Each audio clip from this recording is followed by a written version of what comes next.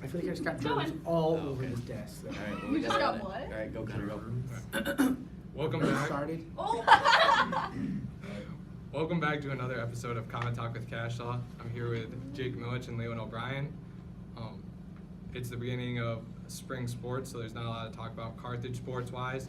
The only local sports we can really talk about is Lavo winning sectionals, and they are in the state playoffs, so stay tuned for that. That's really the only local news here. First time in like 60 years I read. Yeah. Really exciting for the community. Very exciting.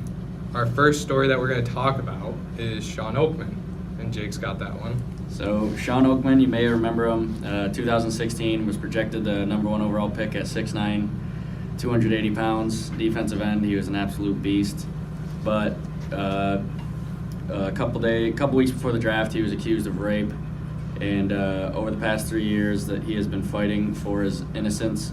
And just this week, they have pronounced him not guilty, and basically his whole career is taken away off of false rape allegation. There was plenty of fakes within the story. There's a lot of holes, but it took him 3 years to figure it out. And instead of signing a $25 million contract to the NFL, he was arrested and would spend the next three years of his life fighting for his innocence. All right, I'll comment on it first. The part about 2016 kind of gets me when you think about it more of historical context. I think it's kind of just before the Me Too movement kind of started. So I don't know. I think that's when it first started in terms of the woman at Fox News started coming out against Roger Ailes then. So that was all that was going on during that time period. So I think everybody kind of maybe hopefully took that more with a grain of salt then, I guess. But I think that if it took away his whole career, I hope it didn't. I mean, we saw it with the Duke Lacrosse case. I guess it's a where are they now type of situation. So I hope he can get back on his feet. I don't know what happened to his accuser, but we'll have to find out. As of right now, he's really fighting for another chance at the NFL. It's going to be tough because obviously something like that on your record, even an accusation, something so major like that kind of rape allegation, I feel like it's going to be really tough for him to make it back. But with the new opportunities that like new leagues like the AAF produce, I feel like he has a really good shot of somehow making it to the NFL again. I hope so anyway. Yeah, I hope he gets another shot. It's just hard taking like 3 years off from playing football since it's such a violent game to then trying to just jump right back in. He was very talented, very built, very athletic, but when you take 3 years off, it's hard to get back in. I hope he gets another chance, but I don't know if he will. So moving on, Bryce Harper and Manny Machado finally signed contracts, signed deals. Bryce Harper signed a 13-year deal to the Phillies, and it was worth $330 million, while Manny Machado signed a 10-year deal worth $300 million, which is pretty crazy. It took him a very long time to sign, but in the end, they got a lot of money, so.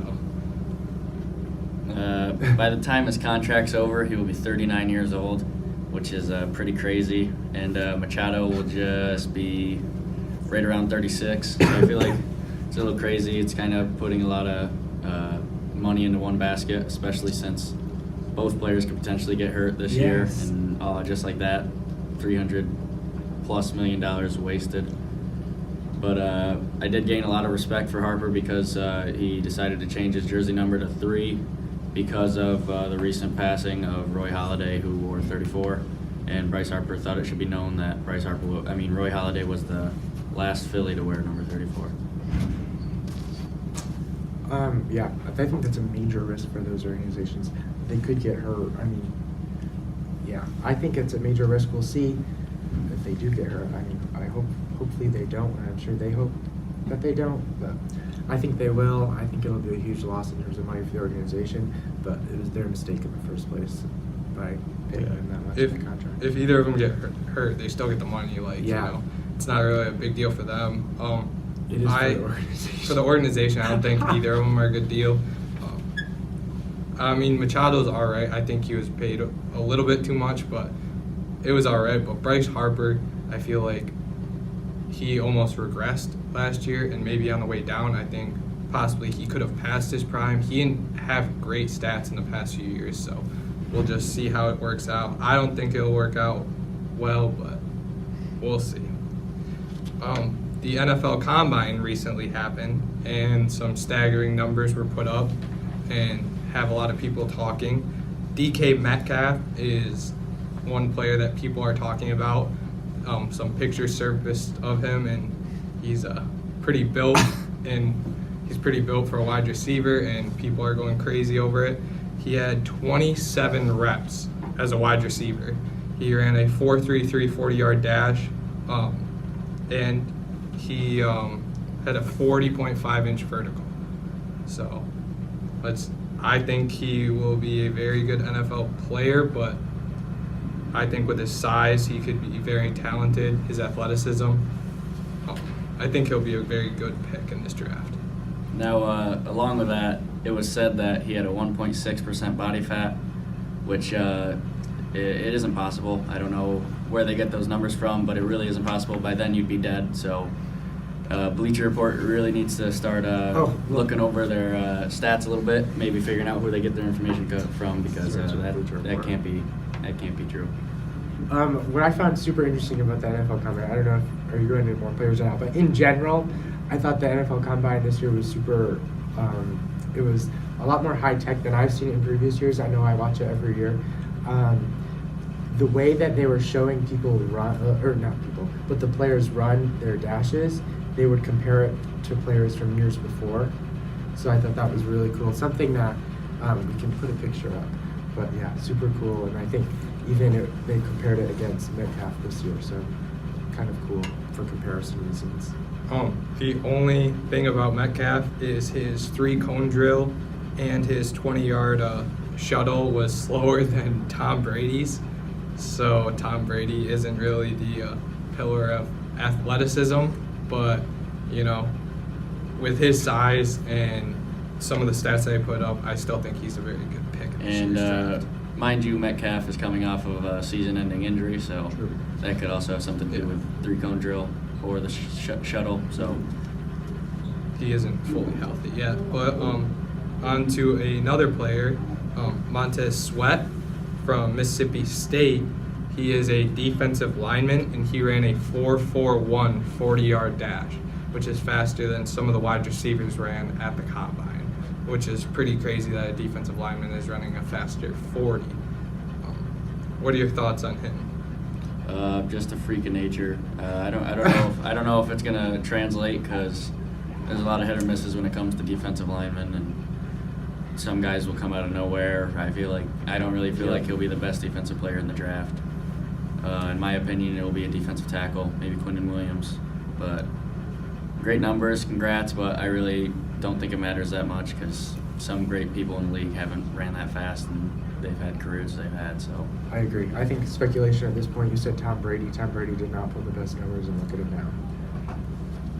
It's not about what you do before, it's what you do once you get in the NFL and like the work you put in. You can always get better and work hard. Some people are naturally gifted, some people need to work a little harder, but just because you have that gift doesn't give you a right to slack off. I also don't really think the Combine is as important anymore. I truthfully don't. I really think players make their money at their pro days, such as Philip Lindsay from last year, came out of nowhere, undrafted, plenty of running backs drafted over him, and now he's a star in Denver. So I agree.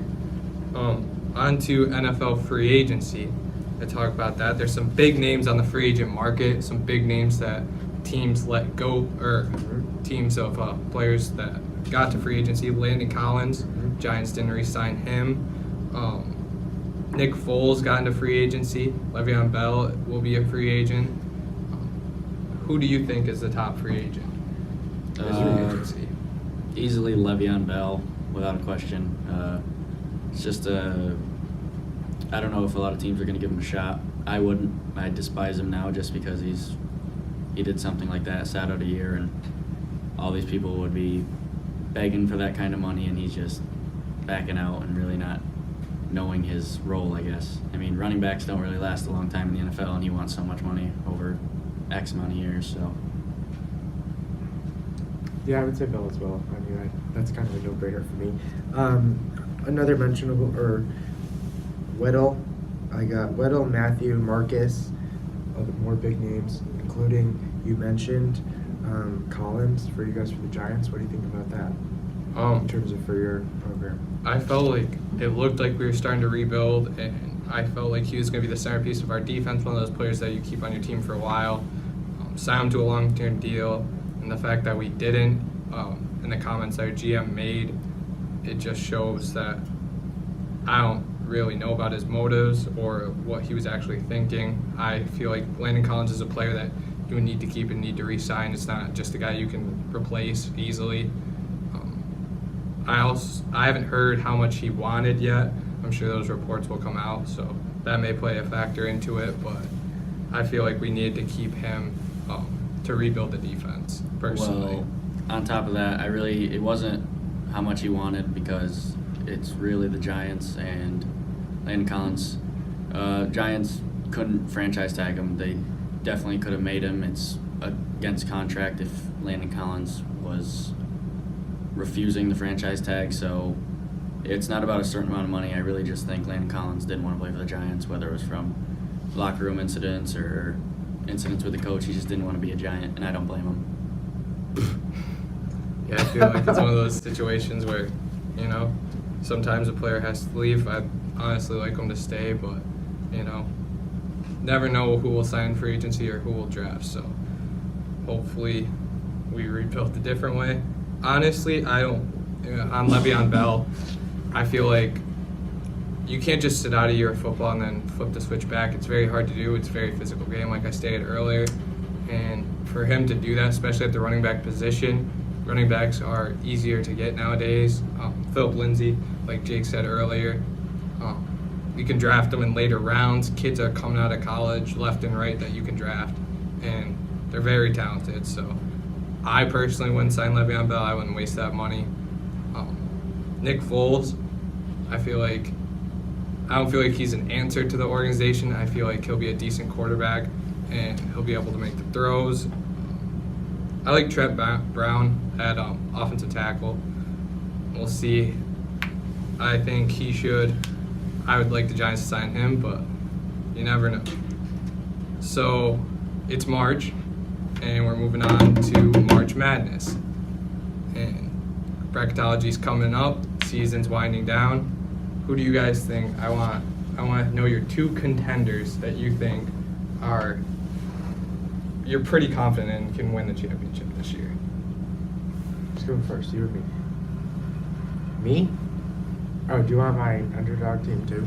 Yeah. All right, I'm going to start with underdog. Connor, I really am going to give it to you this time.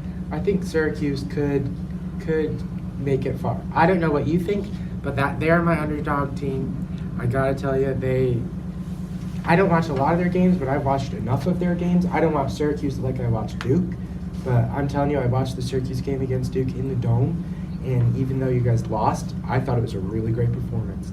I thought you have some really star players. I think Juku can come in clutch for you guys sometimes. I think Doglege, I can never pronounce his name, and also Doglege, and it doesn't even look like how it's spelled on his jersey. But I thought he came in clutch for you guys too, and I think he isn't talked about enough on your team, I don't think.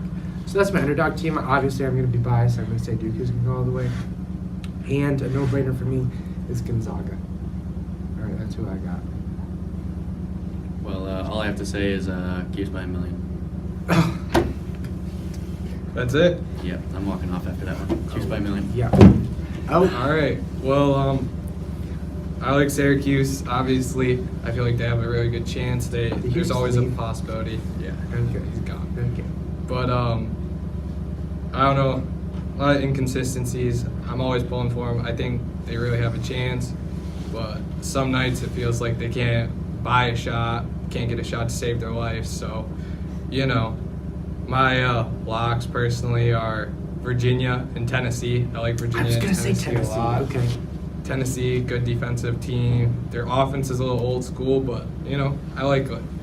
And for my sleeper team, I'd like Q's good sleeper team, but my sleeper team is Q's 2.0, Washington.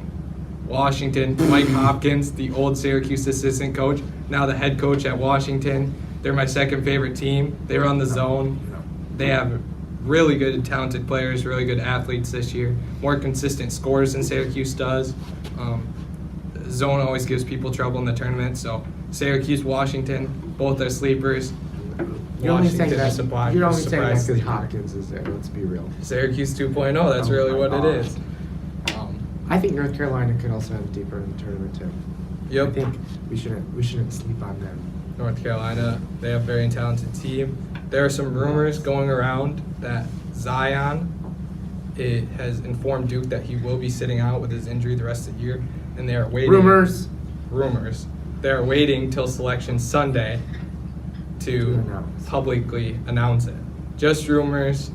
Be pretty interesting if it's happened. Without Zion, I don't know. Duke is Oh my just not the God! same. Oh come on! Duke is just not we the same. We beat Wake Forest. I mean- Because the ball Okay, rolled whatever. out. But it still happened. Wake Forest missed Didn't a buzzer happen. beater. We beat All right, Wake Forest. all Big ACC win. Thanks for joining us for another Oh, we're episode done of already. CometTalk. That's all we Where'd got Jake today. go? We'll never Jake's know. gone. We'll ne- Cute oh, by a million. Cuke's, I don't he's think back. he ever even made it back in the frame. We're gonna find out.